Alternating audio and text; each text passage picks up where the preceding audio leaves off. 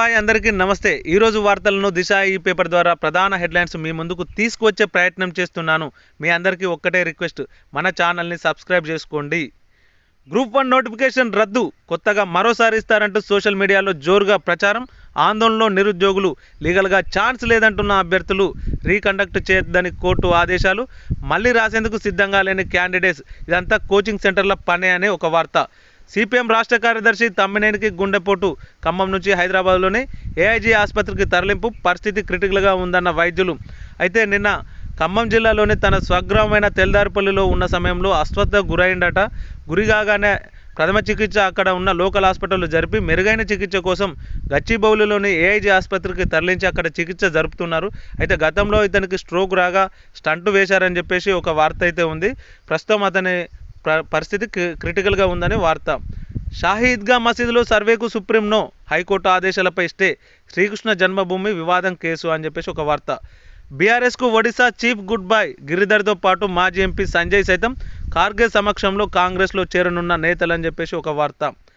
నేటి నుంచి బడ్జెట్పై కసరత్తు, ఆర్థిక శాఖతో డిప్యూటీ సీఎం రివ్యూ, రేపటి నుంచి 27 వరకు శాఖల వారీగా సమీక్షలు. తొలగింప, రిటైర్డ్ ఆఫీసర్ల విషయంలో నిర్ణయం తీసుకొని సర్కార్, కొనసాగుతున్న రిటైర్డ్ ఐఏఎస్లు కీలక స్థానాల్లో 5 ఐఏఎస్లు కంటిన్యూ, ఆయా శాఖలకు సెక్రటేరియట్లుగా వర్క్, హెచ్ఓడీలుగా పలువురు సీనియర్లు ఆఫీసర్లు సైతం అన్ని విషయాల్లో వారిదే పెత్తనం, చాలా డిపార్ట్మెంట్లో వందలాది మంది.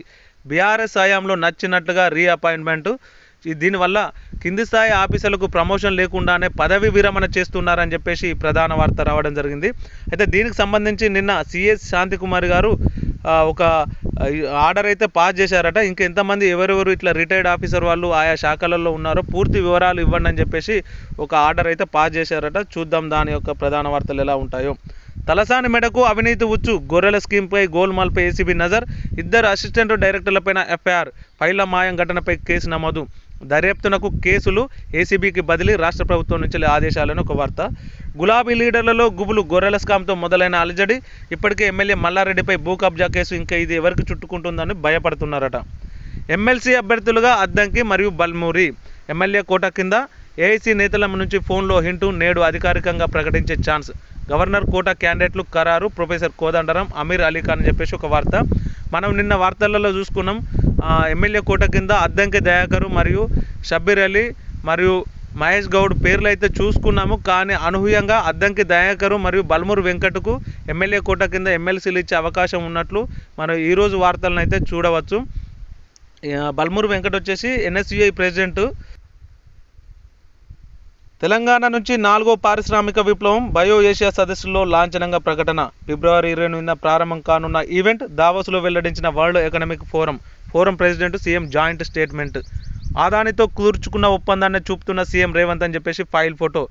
RRR భూసేకరణ 3 నెలల్లో పూర్తవ్వాలి, పనులకు టెండర్లు సైతం పూర్తి చేయాలి, అధికారులకు సీఎం రేవంత్ రెడ్డి ఆదేశాలు.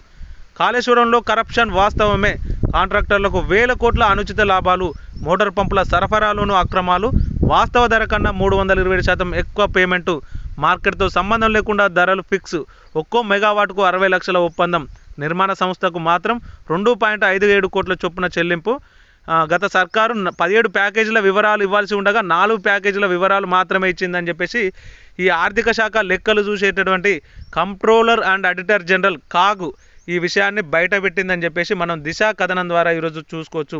సిజేఐ బెంచ్కు చంద్రబాబు క్వాష్ పిటిషన్, ద్విసభ్య ధర్మాసనంలో తీర్పులో భిన్నాభిప్రాయాలు అని చెప్పేసి చంద్రబాబుకు సంబంధించిన ఒక వార్త. మనం మరొక వార్త కనుక చూసుకున్నట్లయితే, సిమ్ ఇంటర్నెట్ లేకుండానే వీడియోలు, టీవీ ప్రసారాలు, డైరెక్ట్ టు మొబైల్ టెక్నాలజీ తెచ్చే ప్రయత్నంలో కేంద్రం, సెల్ ఫోన్ల యూజర్ కోసం ప్రస్తుతం 19 నగరాల్లో ట్రయల్స్ అని చెప్పేసి ఒక వార్త. హైట్రిక్ కొట్టబోతున్నాం, సామాన్యుడు సైతం ఎన్నికల్లో పోటీ చేసే పరిస్థితి రావాలి, బీజేపీ నేతలకు షా నడ్డా దిశానిర్దేశం, ఈ నెలాఖరున రాష్ట్రానికి అమిత్ షా అని చెప్పేసి ఒక వార్త. ఇవ్వండి ఈరోజు ప్రధాన హెడ్లైన్స్. మీ అందరికీ క్లారిటీ కంటెంట్ నచ్చినట్లయితే దయచేసి మన ఛానల్ని సబ్స్క్రైబ్ చేసుకోండి. Thank you for watching.